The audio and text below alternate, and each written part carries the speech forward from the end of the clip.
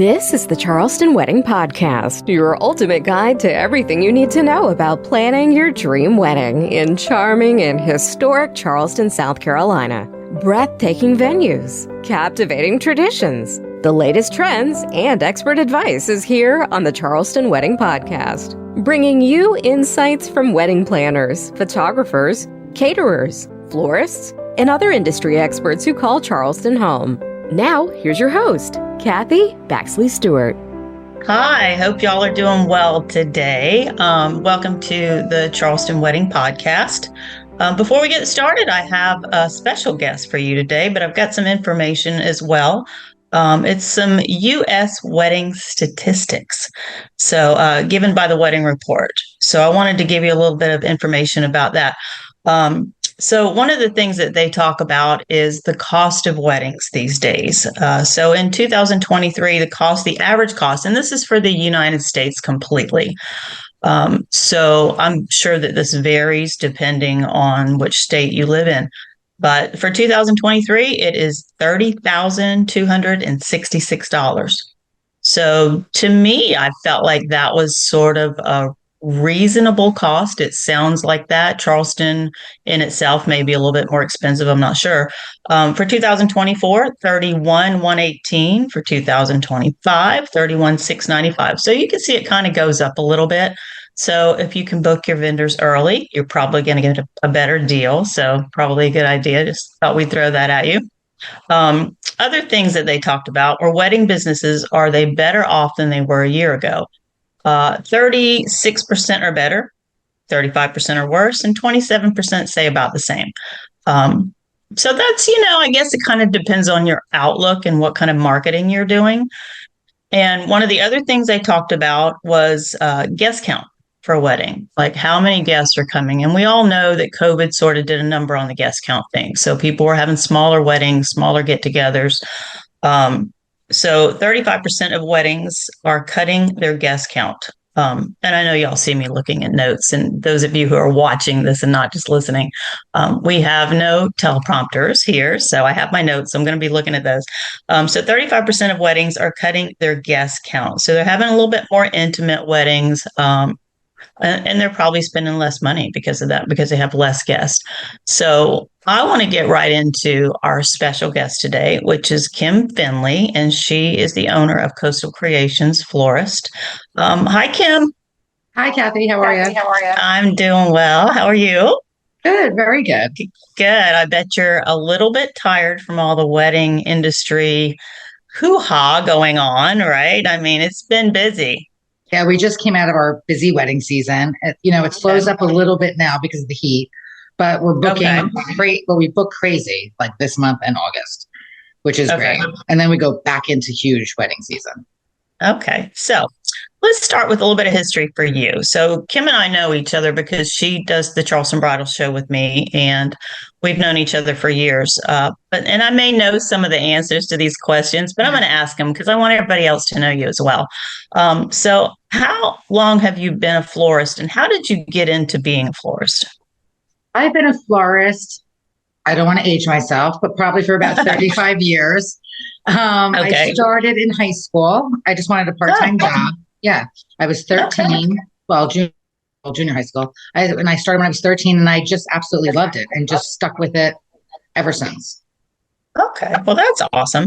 So you're not originally here from Charleston, and this wasn't something that started here in Charleston. Where did you live previously, and how did you get into where you were? I'm originally from New Jersey. Okay. And it was a part-time job. How did we not know that? I know, right? I'm sure you know. Okay. I'm originally from New Jersey. And then like I said, I started a part-time florist business. Okay. And then until I was 18. And then I worked in the city, in the trade center, actually, in a flower shop. And then I moved to Florida when I was 19 and ran a party production company in South Florida, in Fort Lauderdale. Oh, okay. Then I came back. Then I came back and worked for the same florist and married into the family. Oh my goodness. Okay. Well, it was just meant to be all the way around. Yeah, all the way around. But I've always done this because I love it. Okay. So let's say I'm a bride and I just got that ring on my finger and I'm all excited. How quickly should I be calling a florist? Like, I know venues are typically the first thing you want to book.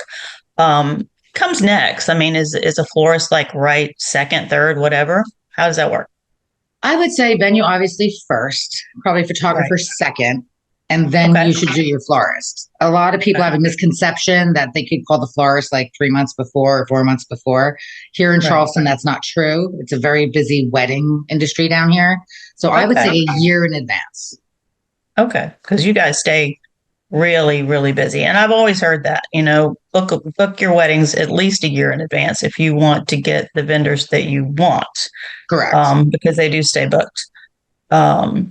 So when they call you, what information should they have before they book you? Like what should they be telling you when they call you? Should they already know their colors, or how does that work? Yeah, they should already know their colors, even if they don't have the dresses yet, but have some sort of inspiration in their mind or of colors. Maybe like it doesn't have to be types of flowers because not everybody knows all the types of flowers, but at least like a design. Some people like things very gardeny, some people like things very full. So just a concept of what they're thinking for their wedding, and then we could guide them through everything, and of course make changes as the year goes forward.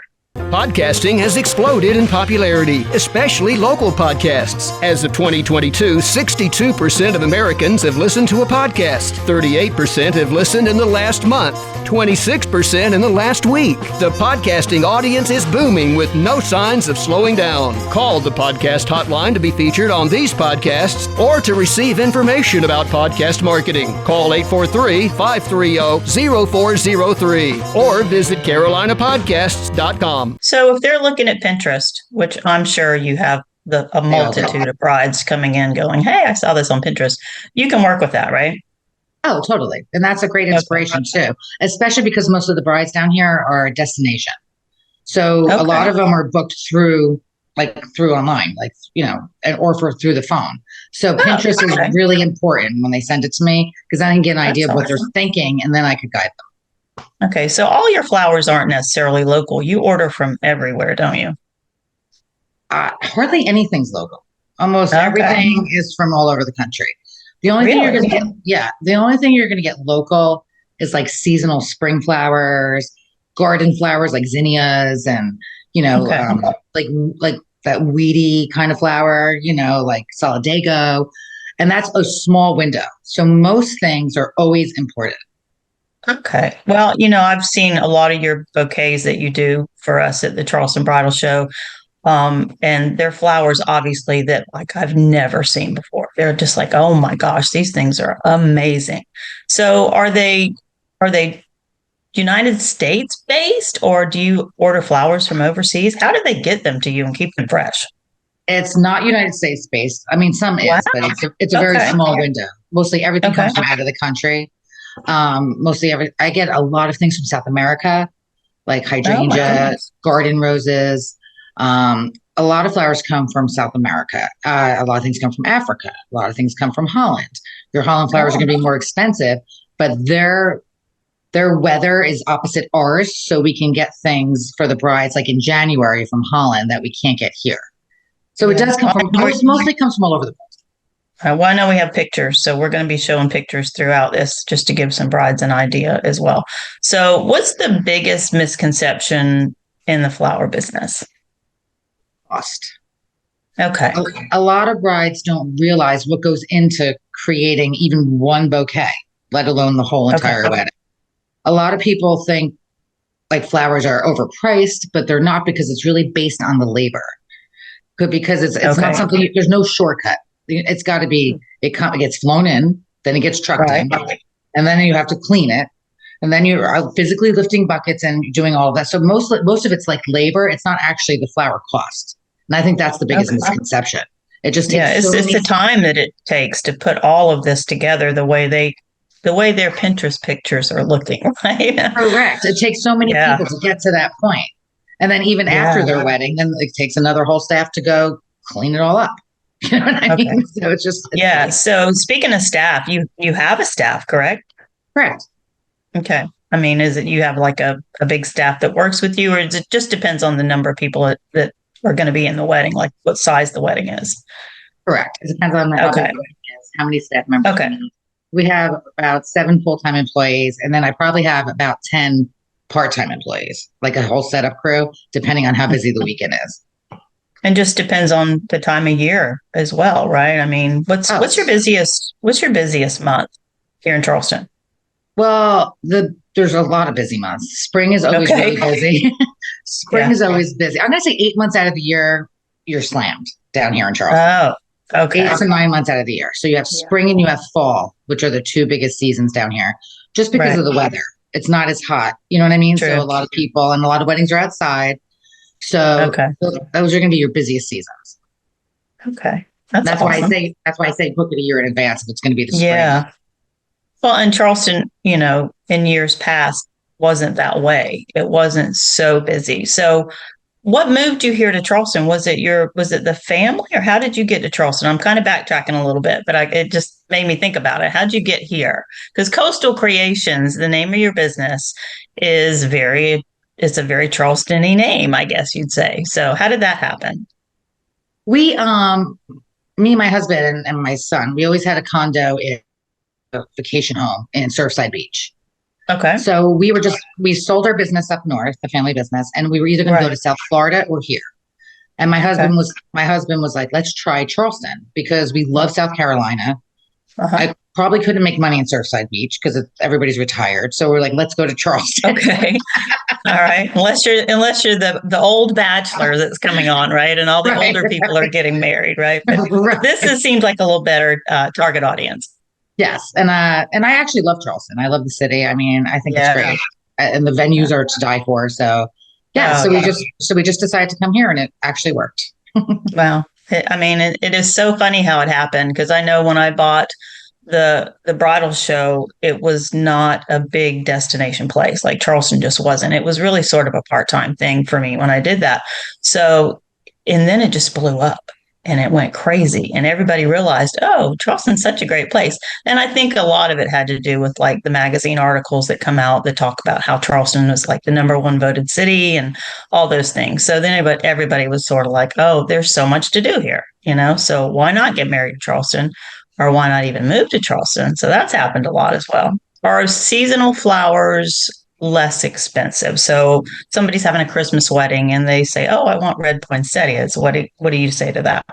Well, first of all, red poinsettias aren't actually a flower, it's a plant. So education. I'm getting an education. Thank you. You really can't cut a poinsettia and use it. That's that's a lot of things that people don't know either. Okay, but exactly. No, seasonal flowers aren't really less expensive. I think that's a myth. Because again, going back to the labor costs and what you're buying, like the only time anything's gonna be less expensive is if you buy something that is less expensive, which usually aren't flowers that people want. I'm talking like daisies, carnations, mums. Right. Like those are classically and always will be less expensive. But if you want to stick with that whole, whether it's local, like zinnias from here cost the same as zinnias from South America. You know what I mean? Okay. You know what I'm saying? Because it's a small window here. So they're going to want to make their money too when they're growing them. You know what I'm saying? So, well, and so now you're seeing brides who want to add a lot of greenery in their bouquets, things like that. Is that going to be less expensive? Or again, does it just go back to the labor? Well, no, it's not less expensive because most of the greenery that's everybody wants does not grow here. So it's still being imported. So that is a myth also that people think there's more greens and less flowers. It's going to be less expensive. A bunch of greens cost probably as much as a bunch of roses, like depending what you're getting. And a lot of it's imported. So it's still going to be about the same. Is there anything else you want to add? Like you're speaking to the bride and you're telling her, this is what you need to know about ordering flowers for me and me just making your wedding look beautiful. What is the one thing that you feel like you want to tell brides is the most important thing for them? There's a lot. I mean, a lot of it is like style, trying to get an idea of what the bride wants. So once I know what she wants, then I could, help her along with what she's going to get. Another thing is if people are cost effective or budget conscious, which a lot of people have a budget, obviously. Sure. So I try to explain to them, if you're doing mixed bouquets of anything, like especially for the bridesmaids, let's say you have 4 different flowers. Well, you just can't buy 3 stems of each flower. You're buying bunches. So you're buying, depending on the flower, you're buying 10, you're buying 20 in a bunch. So those bouquets are going to be more expensive. If you want to be less expensive and more simple, you could do the bridesmaids with all 1 flower. Then you can get something less expensive because it's the way you buy. It's the way they come. Otherwise, we're going to have all these extra flowers left over. You know what I'm saying? You know what I mean? So sure. So that also is budget conscious. And I like to help them with that too. If that's the look that they want, if they need to be like within a certain budget. But so they call you, they make an appointment. How long can they expect to be visiting with you to make all of these plans happen? Oh, if they're local, they can come in to our studio anytime. It is by appointment because we just do weddings. But they can come to our studio anytime. We do morning, afternoon, and evening appointments. Obviously, so really flexible. Yeah, totally. We do evenings because I know a lot of people work. Obviously, we don't do Saturdays and Sundays because we're because you're busy. right. Yeah. But anytime during the week, they can make an appointment and they can come in. So I just thought too, are you seeing a lot more weddings happen during the week now? Because I know a lot of times Saturdays and Sundays get filled as far as venues are concerned, and even Fridays. So any weekday weddings that are happening? I would say the most common that would be Thursdays. A lot of people are doing Thursdays now. And I think that lets their brides or their people coming in from out of town be able to stay for the weekend and kind of have like a little trip. Oh, okay. And it's also less expensive on a Thursday all the way around. Okay. I don't know how long that's going to stay, but right now it is. Yeah. What is the craziest thing you've ever had happen during wedding planning for you specifically, or something bizarre that someone requested, or just unusual? Because everybody has a story. Oh, I have a million stories. I can imagine. Oh, there's so many. I don't know, setting up a beach wedding with an arbor when the wind's like 50 miles an hour and it keeps falling down. Okay. But then you stake it up and you get it in. And I mean, it always works out, but it's like stressful. I've had brides fish in their vases with the centerpieces sitting on top. Interesting. So I've done that, like, the tall raised centerpieces with all fish. Yeah. How do they keep the fish alive? They just stay alive? No. Really? So that's not for the wedding they suggest. I don't suggest it at all. Don't do the fish. I had the one bride wanted so bad the Siamese fighting fish. So I was like, okay. But oh my goodness. Yeah. Some people. So you did it. Yeah. Oh, I did it. Yeah. Okay. I wonder how they react to like the flower stems being in the vase. And no, the centerpiece sits on top of the vase. So it's all water. Oh, I got the fish are all inside. So when you're sitting at your table, the guests could see all the fish and the flowers are like raised above your head. I honestly think it's kind of cool. I don't know that I would take the chance, but it does sound kind of interesting. It was fun. It was something different. That was pretty cool. Yeah. That's fun. So you never know what you're going to get. No, hanging things from the ceiling is always fun too. That's fun. We do a lot of that. Labor intense, I can imagine. Yeah. But you got strong arms though. Yeah. So you can handle it. Between you and your staff, you got it taken care of. Oh yeah. We have a great staff. Okay. Well, anything else you'd like to add? Anything else brides need to know? I appreciate your time with us today. Not really. I mean, I just suggest, like I said, booking a year in advance at least. Definitely having an idea. You don't have to have the girls' dresses, but an idea of color or design that you're thinking. Okay. Great. And I love it if they can, even if they're out of town, they always come into town. I love meeting in person. You know what I mean? Because then if they come to the studio, I could show them things. I could show them flowers. I could show them pedestals. I could show them vessels. I could show them fabric, like whatever we're doing. Yeah. So that's and it makes it in person makes a huge difference. And I'm going to go right back to the bridal show. Meeting the brides and the grooms in person is huge. And you can attest to that. Oh, I get so many brides from the bridal show. I love it. Yeah. Yeah. So it really helps to book a wedding that way, because you get to see them in person and it develops a relationship. Because I always tell brides, I'm like, you know what? You need to meet these vendors because you're going to be spending one of the biggest weekends of your entire life with these people. Right. And you want to like them. Like one bad vendor, because honestly, I think back and at my first wedding, I had the most horrible photographer. And this was back in the 70s or whatever, I don't even know if the guy's still around anymore, but anyway, he was not a nice person. So it makes a huge difference for people to meet their vendors and know who's going to be there that weekend. So you're always super sweet and always pleasant, and your flowers are amazing. Some of the most beautiful I've ever seen. So, and I appreciate you being here today. One extra thing that we wanted to talk about today, we're going to add something to the Charleston Wedding Podcast. So brides, if you're listening, grooms, if you're listening, send me an email if you have a wedding question or you need some wedding advice. I personally been in the wedding business for about 16 years. So I'm willing to give you, in my opinion, let's say that, some advice, and we'll talk about that on the podcast. So we'll just give your first name, or if you don't want your first name to be on there, that's fine as well. Just let me know. But you can email me at Kathy Baxley@gmail.com. So it's Kathy with a K, Baxley, Kathy Baxley@gmail.com. And I'm sure it'll be up on the screen for you as well. But again, I just wanted to say thanks to Kim Findlay at Coastal Creations Florals. She's been a great guest today, and hope you'll give her a call and book your wedding. So until next time, we are creating your dream wedding one episode at a time. Thanks so much. Have a great day. Thank you for watching and listening to the Charleston Wedding Podcast. Be sure to click that subscribe button so you don't miss an episode of the Charleston Wedding Podcast.